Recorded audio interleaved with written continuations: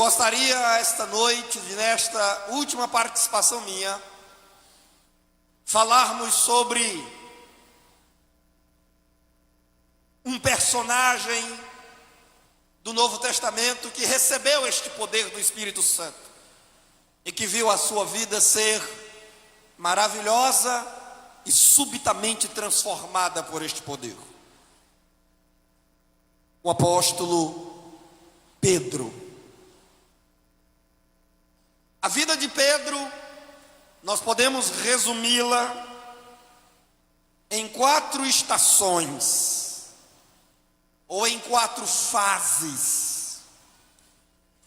E eu queria que você manuseasse a sua Bíblia comigo esta noite, para que identificássemos brevemente essas 4 fases da vida de Pedro, e percebêssemos juntos como o poder do Espírito Santo, para testemunho do nome de Cristo, operou uma maravilhosa mudança na vida deste homem.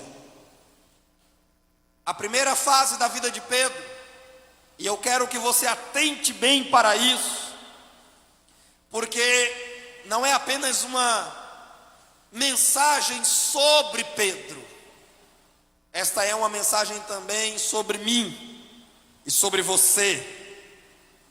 Com isso não estou querendo dizer que a mensagem esta noite seja antropocêntrica, que tenha o homem como centro da mensagem, pois é perfeitamente possível pregarmos sermões biográficos e ainda assim exaltarmos a Cristo acima dos personagens que estamos a descrever. A glória desta minha ministração não é dirigida a Pedro, pois eu não sou petrino. A glória dessa ministração é dirigida a Cristo, que salvou a Pedro e que lhe deu uma nova chance para recomeçar. Eu quero que você atente, pois talvez muito daquilo que falaremos sobre Pedro seja na verdade a descrição da sua vida, seja na verdade a leitura da sua biografia. E quem sabe você, que teve o mesmo começo que Pedro teve, poderá também ter o mesmo fim que ele viveu. Primeira fase da vida de Pedro, eu diria que é a fase que muitos de nós estamos vivendo, especialmente novos convertidos, especialmente moças e rapazes recém-chegados na Igreja Assembleia de Deus. Talvez seja a sua fase, a fase da emoção. Abra sua Bíblia comigo, por favor, no Evangelho segundo escreveu Mateus, capítulo 26, e vamos conferir juntos esta primeira fase da vida de Pedro. Muito me agrada 2 barulhos, 2 tipos de barulho, irmão Tiago, na igreja. O barulho da adoração sincera e o barulho das páginas da Bíblia sendo folheadas. Glória a Deus. É um sinal que vocês querem, a exemplo dos bereanos, confirmar se o que estamos falando é exatamente assim ou não. Mateus 26, versículos 31 em diante. São os últimos instantes de Jesus antes da prisão.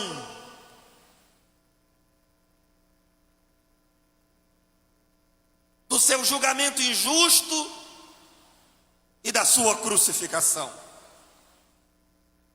Ele chega para os seus discípulos na madrugada de quinta para sexta-feira e lhes diz: ainda esta noite vocês me abandonarão, pois está escrito lá no livro de Zacarias. Jesus está fazendo referência Há uma profecia de Zacarias 13, o verso 7.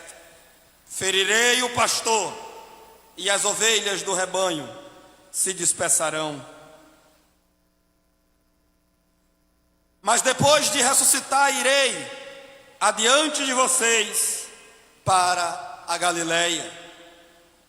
Pedro respondeu: ainda que todos te abandonem, eu nunca te abandonarei.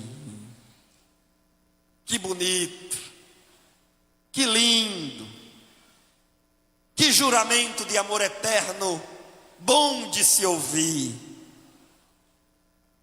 Mas Jesus, que nos conhece para além das nossas palavras, Jesus que sabe muito mais do que nós falamos, Ele conhece o que há em nosso coração. Jesus que vê além da nossa aparência, Ele investiga a nossa essência. Assim respondeu a Pedro: Pedro, eu lhe asseguro, eu lhe garanto, que ainda esta noite, antes que o galo cante, 3 vezes você me negará.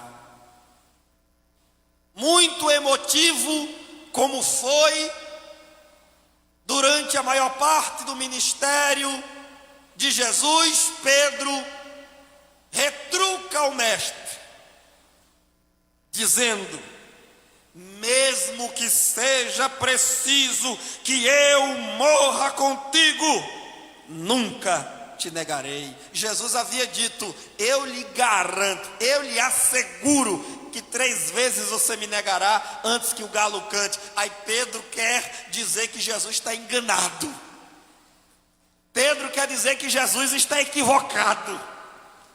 Pedro quer dizer que entende dos Paranauê melhor do que Jesus. Pedro acha que no calor da sua emoção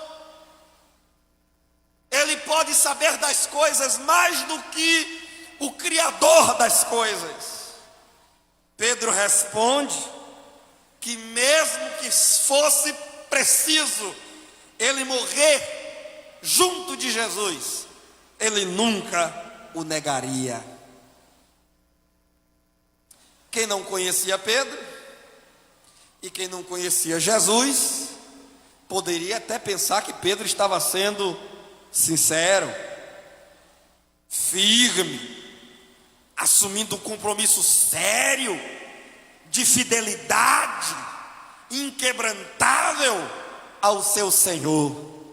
Porém, Pedro estava sendo apenas emotivo, falando palavras apenas pela força da emoção, sem nenhuma razão, ponderação, consciência de si mesmo.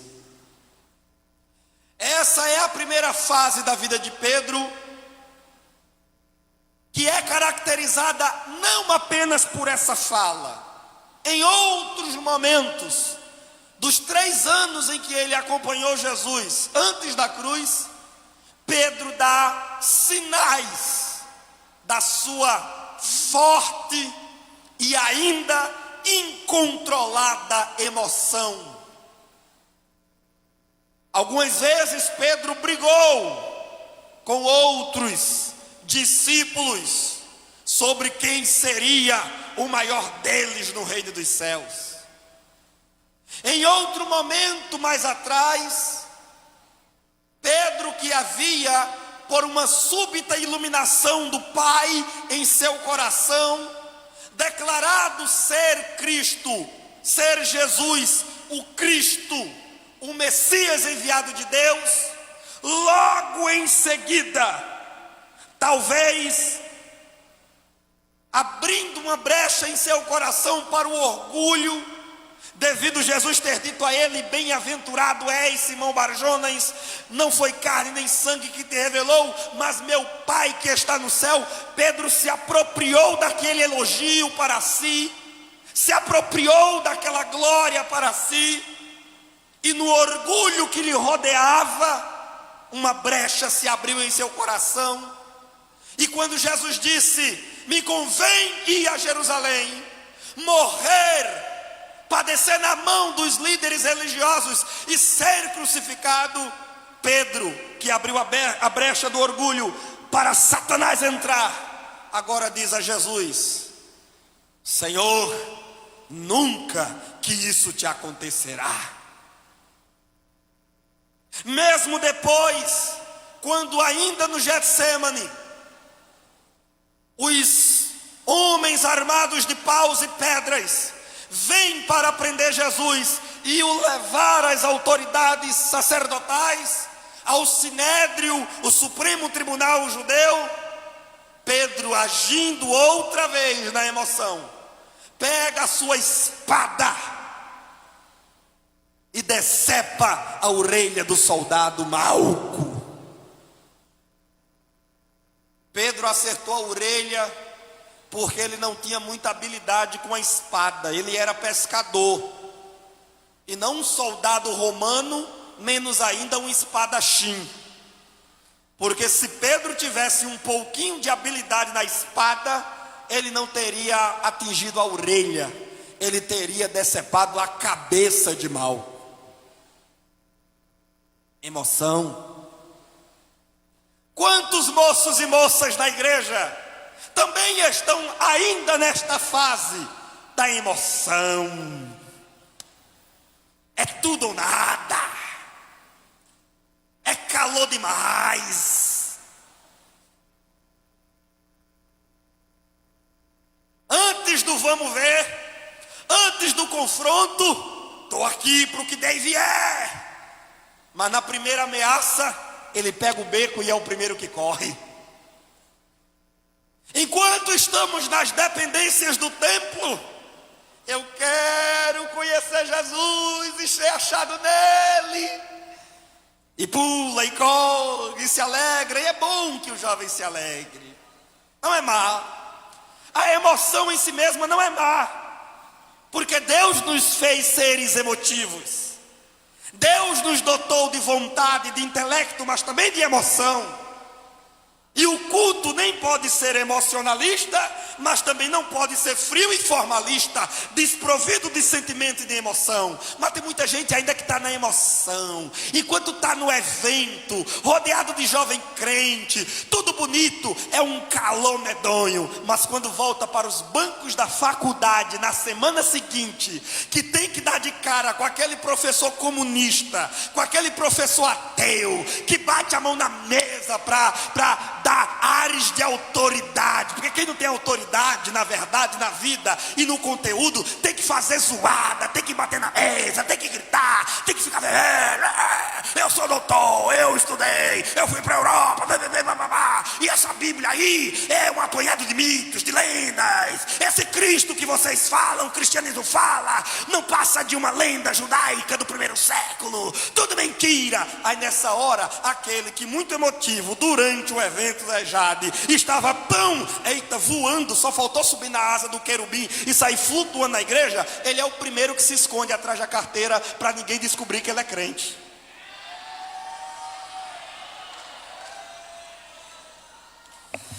Eita, o professor já começou. Meu Deus, eita, tomara que ele não venha para o meu lado.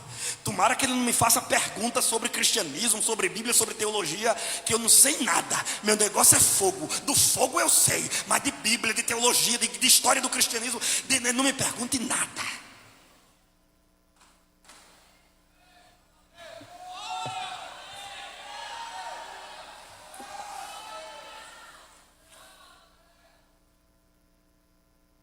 É muita emoção, é muita coisa animada, muita.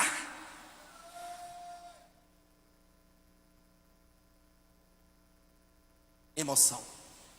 A primeira fase da vida de Pedro. Até tocar o céu. Bonito, né? Geração que não tolera Jezabel. Será que a gente não está tolerando mesmo?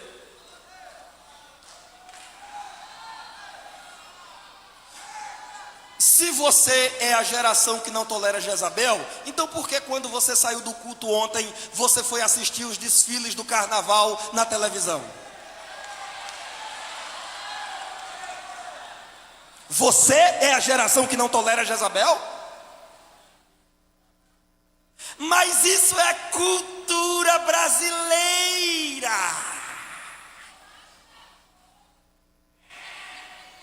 Desculpa esfarrapada para estar vendo o pecado, se agradando no pecado e vivendo no pecado. Sabe o que é cultura brasileira? São os meus livros que estão esperando vocês lá na lojinha para vocês adquirirem, lerem, ficarem chiques, inteligentes, compreenderem a fé e defenderem com ousadia diante dos inimigos dela.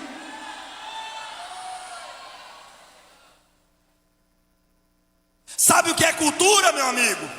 É você ler a Bíblia durante 2020, de Gênesis 1 a Apocalipse 22, conhecer esse livro de ponta a ponta,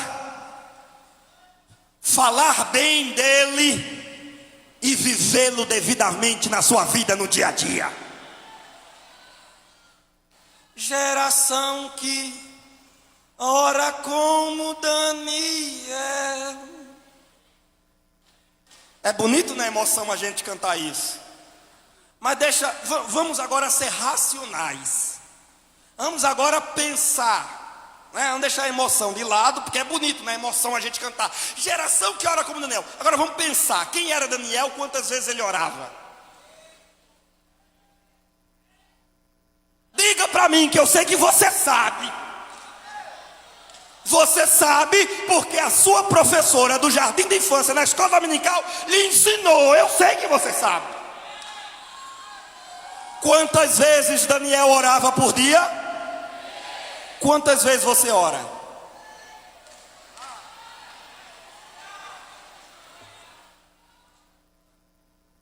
E não é só orar 3 vezes por dia não, Tiago. É ter uma vida de oração a tal ponto que nada seja tão importante e nem tão perigoso para remover-me da minha agenda de oração. Explico.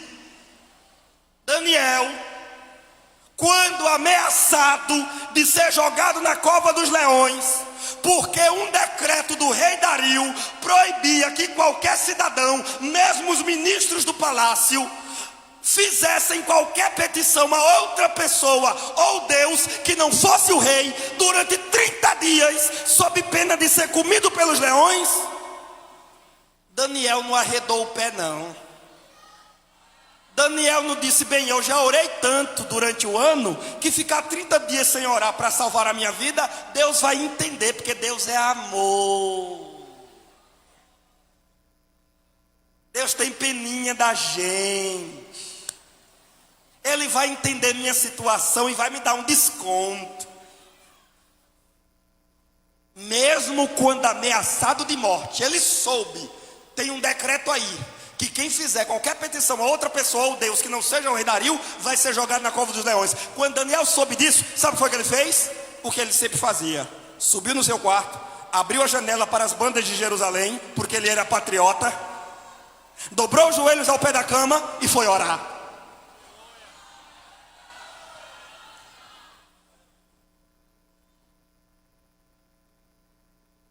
Porque tem que estudar para o Enem, você deixou de orar. Porque está escrevendo o seu TCC, seu trabalho de conclusão de curso, você deixou de orar. Porque tem que sair cedo para entregar currículo, você deixou de orar. Tinha que ser o contrário, você tinha que orar primeiro para entregar currículo depois, para Deus ir na sua frente e abrir a porta.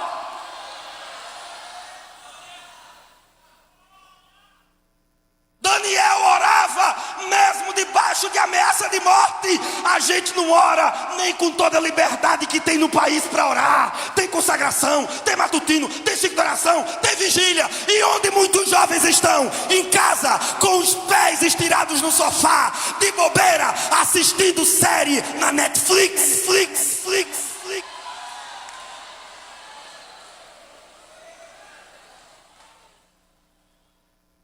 É a vigília acontecendo na igreja e ele em casa, com o controle do PlayStation na mão, babando.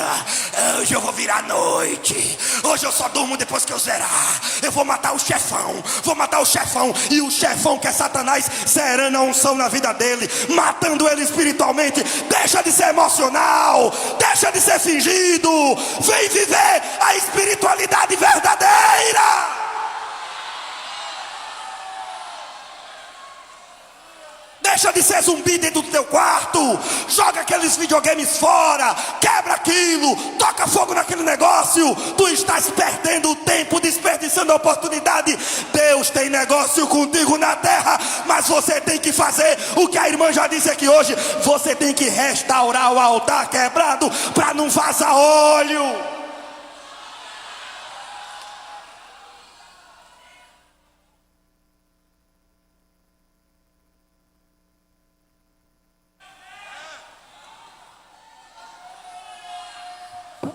Não sirva a Deus só com emoção, não. Porque com emoção os judeus do Antigo Testamento serviam, mas Deus não se agradou. E levantou Isaías para dizer: esse povo me honra só com os lábios, mas o coração está longe de mim. Coloca teu coração na adoração. Olha o que o salmista diz no Salmo 103: bendize, ó, de dentro para fora, e tudo que há em mim, bendiga o seu santo nome. Mas tem que começar onde? Na alma. Porque Deus é espírito, e importa que os seus adoradores o adorem em espírito e em verdade. Deus não quer adoração da estética. Deus não quer gente fazendo pose só para aparecer na foto e aparecer nas redes sociais da AD Mossoró e nem da Desjardins. Deus quer gente que o adore em espírito e em verdade, com sinceridade, com coração quebrantado e com a alma inclinada para servir a Deus de verdade, aqui e muito mais lá fora. Eita, duro é esse discurso, quem poderá ouvir? Estão dizendo aqui atrás de mim: fala mais, Jesus. Peça não, senão eu vou até meia-noite. Emoção.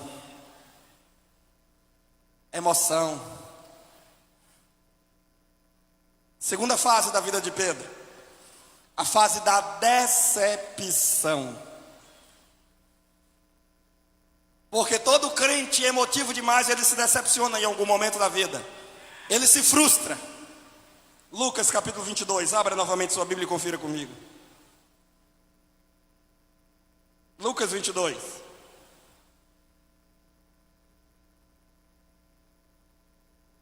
A partir do versículo 56.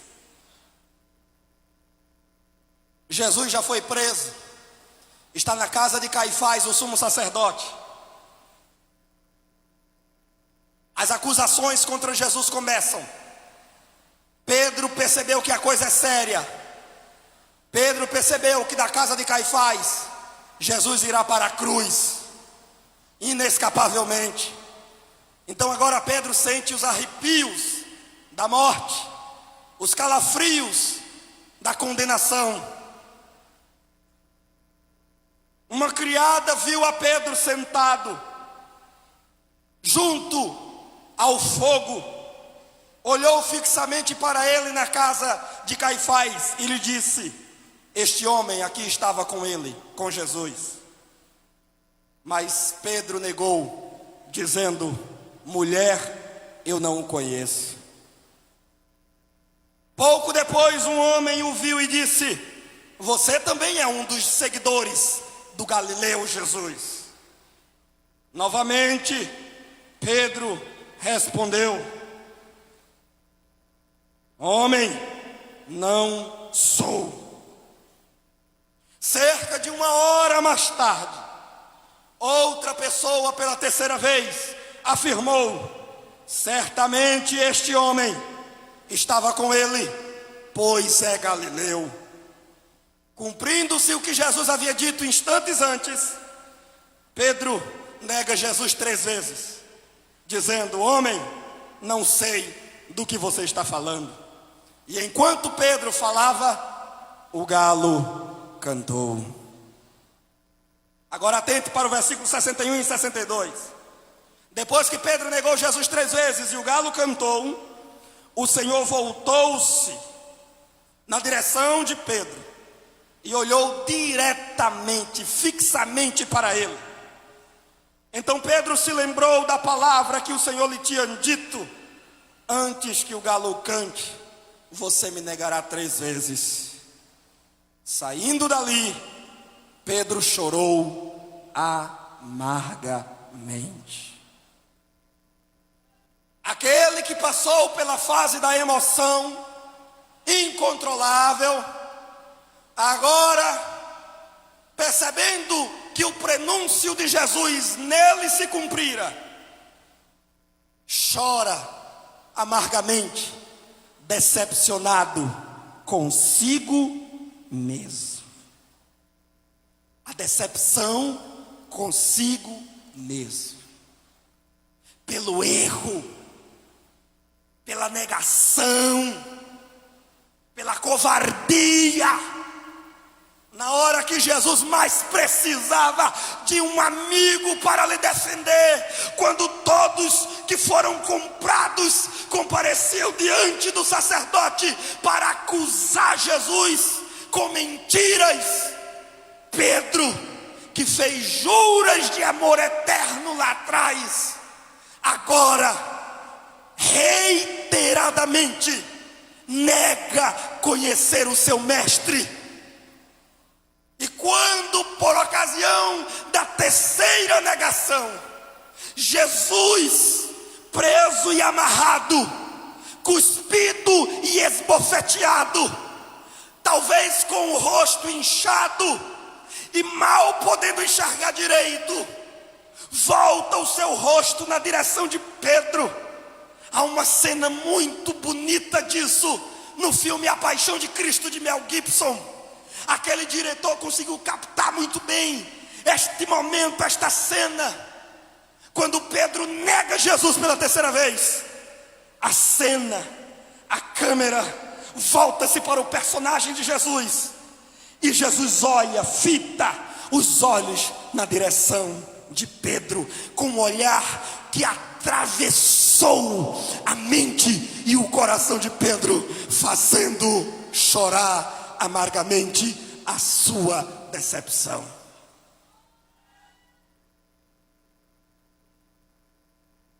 Talvez você esteja nesta fase, a fase da decepção consigo mesmo. A decepção porque não consegue servir a Deus como você sabe que Deus merece que você o sirva. A decepção com seus pecados reiterados.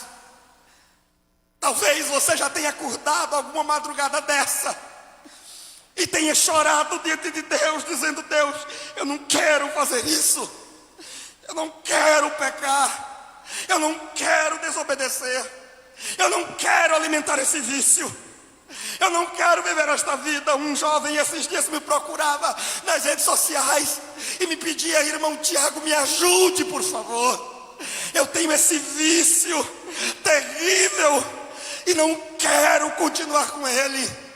De todas as formas já tentei me libertar, mas de quando em quando eu me pego praticando esse ato, que eu sei ser impuro, que eu sei que é imundo, que eu sei que ofende a santidade de Deus e macula o meu corpo. Eu estou triste comigo mesmo, eu estou com raiva de mim mesmo. Talvez você esteja aqui hoje e se sinta decepcionado, porque tempos atrás você prometeu não errar mais, você fez voto com Deus, você se aliançou com Jesus Cristo para não reincidir no mesmo erro. Mas talvez ainda esta semana, quem sabe até mesmo durante este evento, e talvez até terrivelmente durante os momentos de hospedagem nas dependências desta igreja, você reincidiu no mesmo pecado, você praticou o mesmo erro, que você tem nojo dele, que você sabe que é ruim, mas você caiu outra vez, e agora você está nesta fase da decepção, dizendo: meu Deus, como cantava Armando Filho na década de 90, Pai, misericórdia tens, mesmo sabendo o crente que sou, tu me concedes tantos bens.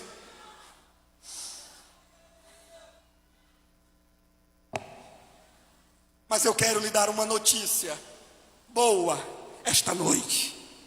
Bem-aventurados os que choram, porque eles serão consolados. Converta-se o vosso riso em pranto e a vossa alegria em tristeza.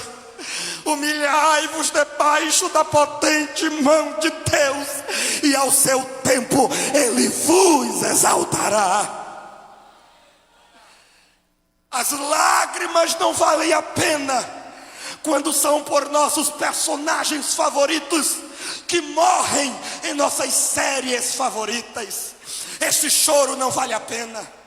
Não vale a pena a lágrima derramada por um relacionamento de namoro que se desfez. Não vale a pena a lágrima derramada por uma porta de emprego que se fechou. Mas vale a pena cada uma das lágrimas derramadas pelo pecado que se cometeu, pelo erro em que se incidiu, pelo fracasso em que caiu. Vale a pena chorar diante de Deus, confessando suas culpas, suas misérias, sua fragilidade, seu fracasso, sua decepção. Vale a pena este choro diante de Deus, porque Deus vê a sinceridade da alma, e Ele sempre estará disponível para te levantar outra vez. E quando Ele te levanta, Ele nunca te dá a mesma glória que você tinha antes. Ele sempre faz a segunda casa ter uma glória maior que a da primeira.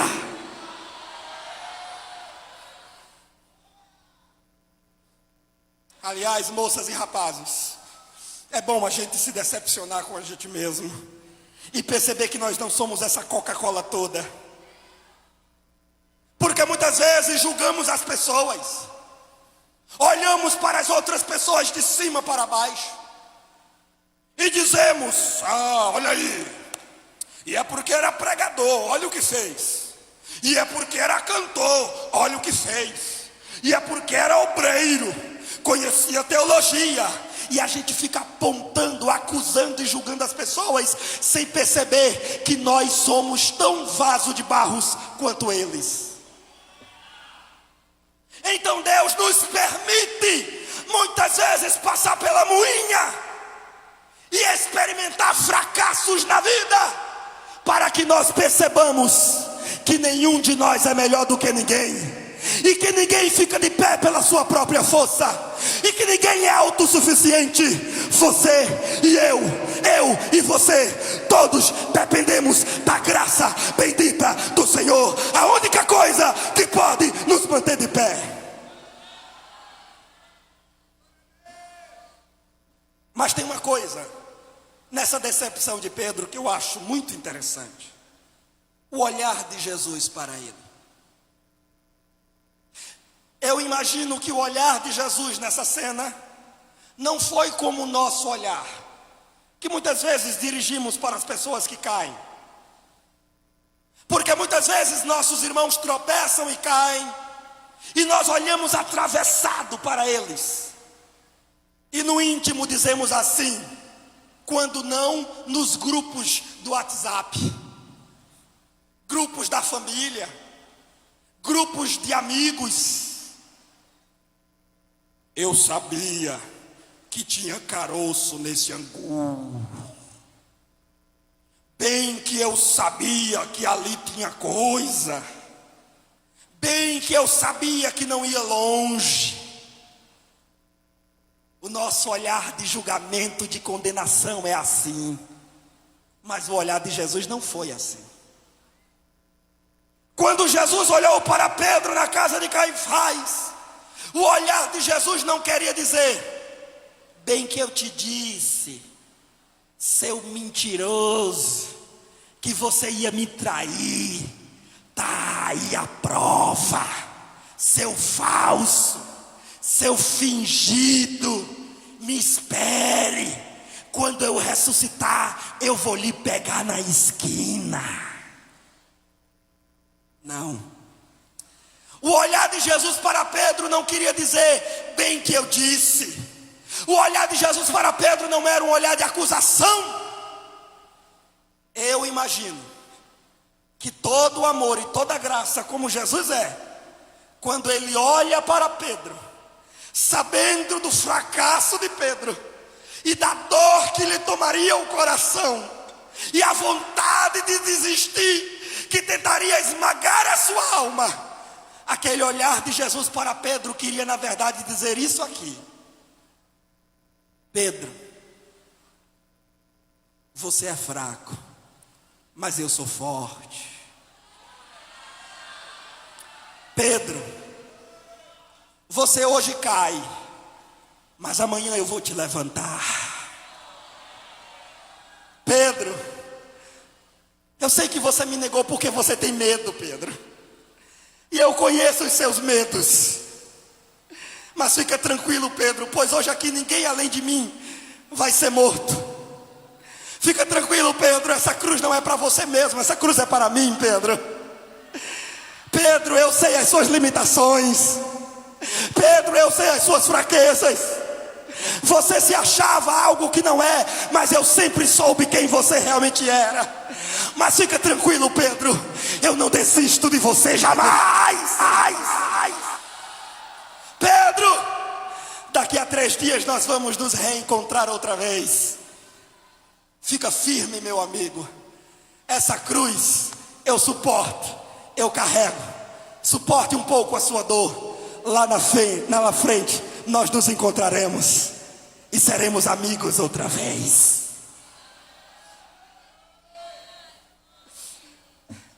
Eu quero dizer para você que trouxe suas frustrações esta noite. Eu quero dizer para você que trouxe seus pecados esta noite. Jesus está aqui e Ele trouxe a graça dEle. Você trouxe seus pecados, Ele trouxe o perdão. Você trouxe o fracasso, Ele trouxe a restauração. Você trouxe seus medos, Ele trouxe a ousadia. Você trouxe os tropeços, Ele trouxe a mão direita, que te põe de pé outra vez e te faz vencedor para a glória bendita de Deus.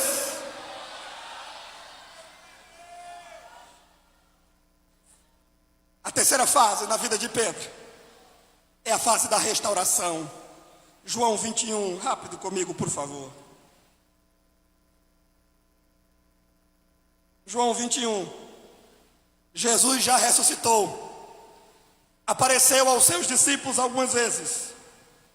Apareceu a Pedro na beira da praia. Com ele comeu pão e peixe assado na brasa. João 21, 15. Agora é a terceira fase. A fase da restauração. Depois de comerem, Jesus perguntou a Simão Pedro: Simão, filho de João, você me ama mais do que estes? Disse-lhe Jesus: sim, Senhor, tu sabes que eu te amo.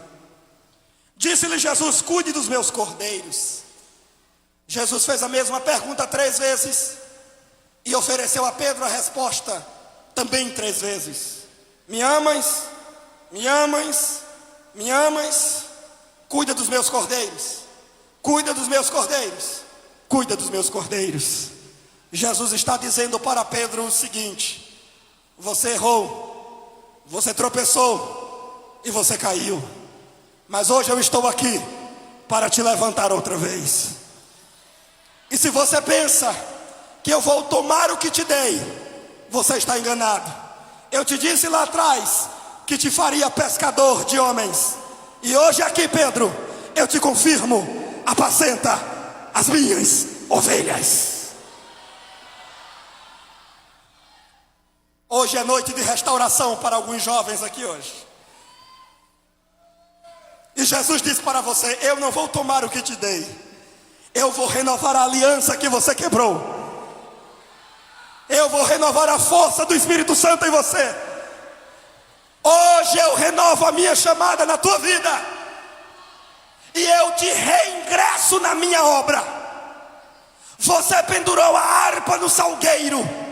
Você pendurou a guitarra, o violão, o baixo, o teclado, a bateria, o ensino, a pregação, mas hoje eu devolvo a você e te digo: prega a minha palavra, ensina a minha palavra, canta os meus louvores, toca as minhas músicas, escreve as minhas canções, pois eu sou aquele que se chama renovo e estou renovando a tua alma esta noite.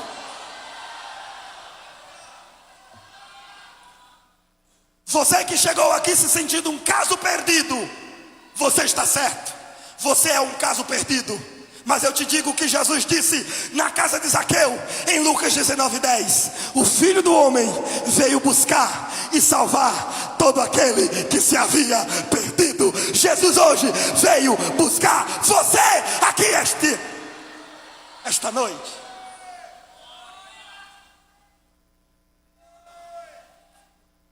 Você vivia na emoção, você se frustrou consigo mesmo, mas Jesus Cristo hoje te restaura e te diz: eu tenho o mesmo posto de trabalho para você.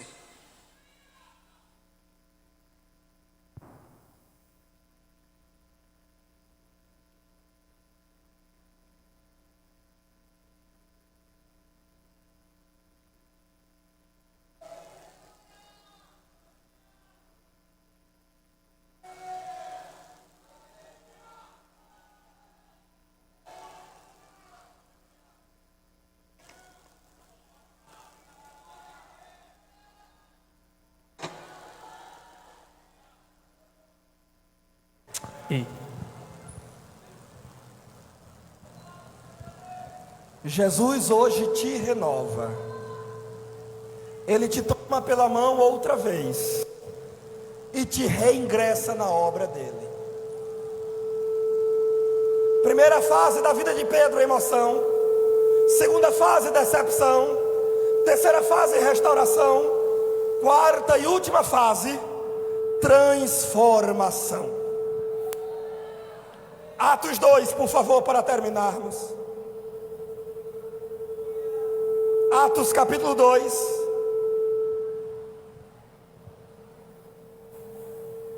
E cumprindo-se o dia de Pentecostes, estavam todos reunidos no mesmo lugar.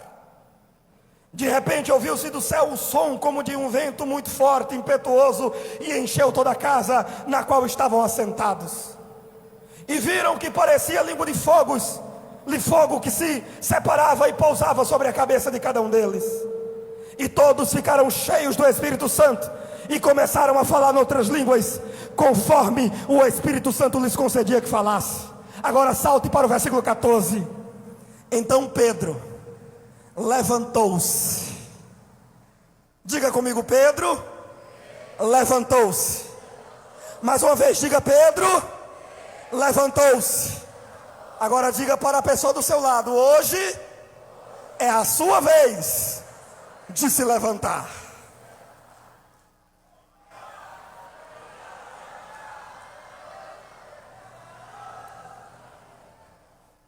Batizado no Espírito Santo e revestido de poder, Pedro se colocou de pé, pregou o seu primeiro sermão em Pentecoste. E quantas almas ele ganhou para Jesus?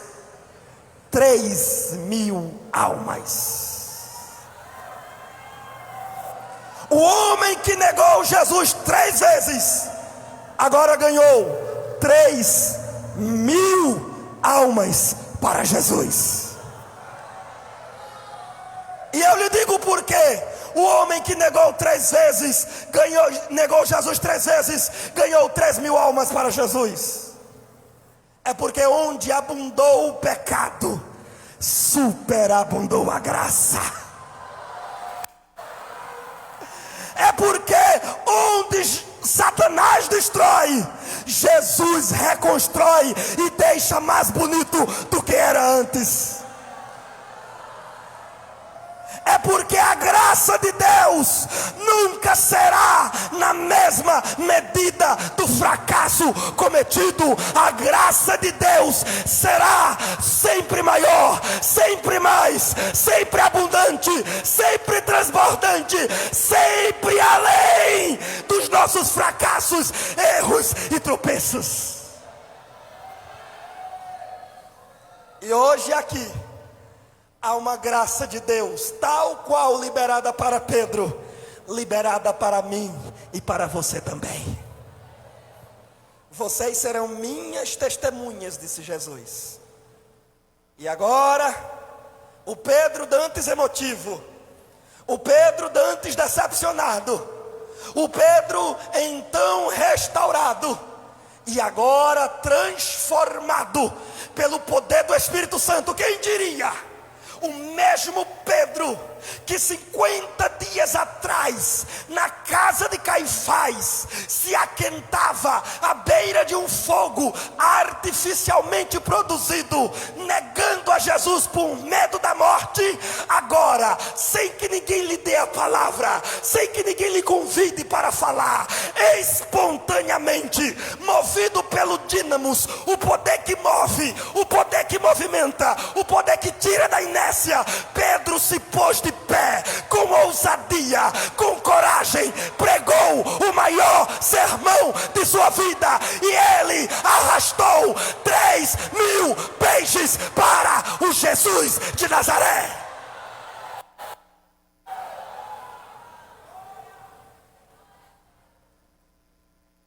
Deixe-me terminar dizendo uma coisa para você.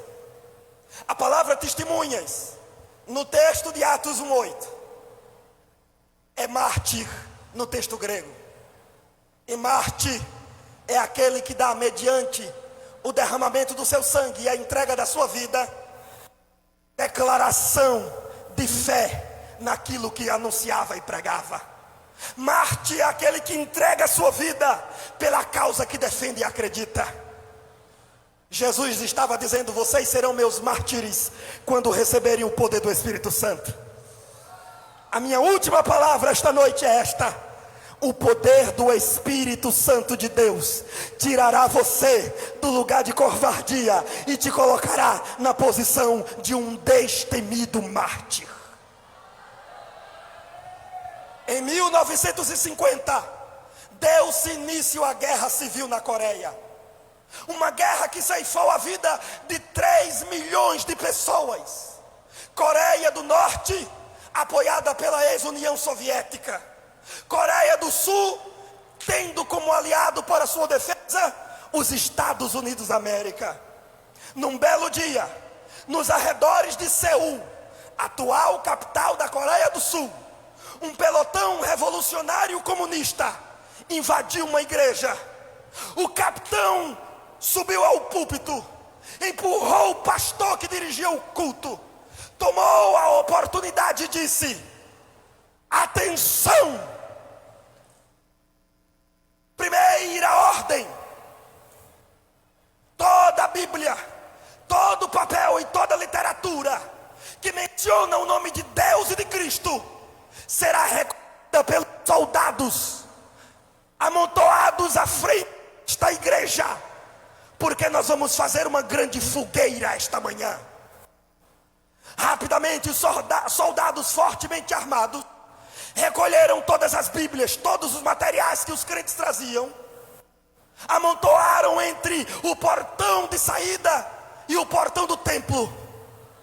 Segunda ordem, disse o comandante: todos vocês farão uma fila diante dessas Bíblias, cuspirão e irão escarrar o quanto puderem sobre essas Bíblias, e depois dirão em alto e bom som: Deus não existe e Jesus Cristo está morto. Os que quiserem salvar a sua vida deverão proceder assim. Os que se negarem a fazer serão metralhados e mortos aqui hoje mesmo. Chegou primeiro, tenho que salvar a minha vida. Será só da boca para fora mesmo, Deus vai entender. Cuspiu, escarrou e gritou bem alto: Deus não existe e Jesus Cristo está morto. Os soldados aplaudiram, assoviaram e gritaram dizendo: Covarde, mentiroso. Há pouco tempo você estava adorando este Deus e Cristo, e agora nega que Ele existe. Suma daqui, você não é digno de estar aqui dentro. Chegou a vez do segundo, do terceiro e do quarto, e assim sucessivamente, um após outro, cuspia, escarrava e negava a Deus. Até que chegou a vez de uma moça, que não tinha 17 anos de idade ainda. Ela chorava muito, mas não era por medo da morte. Ela chorava porque não entendia como aqueles irmãos conseguiam fazer tamanha blasfêmia contra a palavra de Deus e o nome de Cristo. Ela se dobrou diante daquelas Bíblias, e com o seu vestido ela foi limpando cada Bíblia e colocando uma ao lado da outra. Os soldados ficaram estagnados, não sabiam o que fazer. Até que depois de muito tempo, o comandante oficial se recompôs, voltou-se para aquela moça e disse: minha filha, você é tão jovem, tem a vida inteira para frente. O que você tem que fazer é justamente o contrário. Você tem que dizer que Deus não existe e Jesus Cristo está morto. Aquela moça que até então chorava copiosamente cessou as lágrimas, se colocou de pé, olhou bem firme nos olhos daquele oficial e lhe disse com muita clareza: escute bem.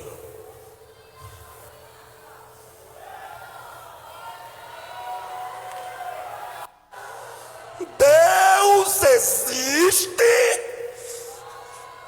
e Jesus Cristo está vivo.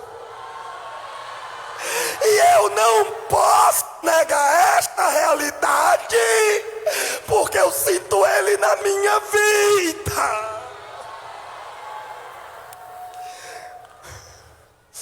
Uma rajada de bala foi disparada contra o corpo daquela moça, que tombou sem vida sobre as Bíblias que ali estavam. O sangue que corria encharcou todas aquelas Bíblias, mas a fila ainda era grande. Ainda tinha muita gente para negar o nome de Jesus. E sem que ninguém ensaiasse, um pegou na mão do outro e começaram a pular e a gritar dizendo: Deus existe, Jesus está vivo. Deus existe, Jesus está vivo. Deus existe, Jesus Cristo está vivo. Vocês serão os meus mártires. Olhe para a pessoa do seu lado e faça a última pergunta da noite para ela: você está pronto para morrer?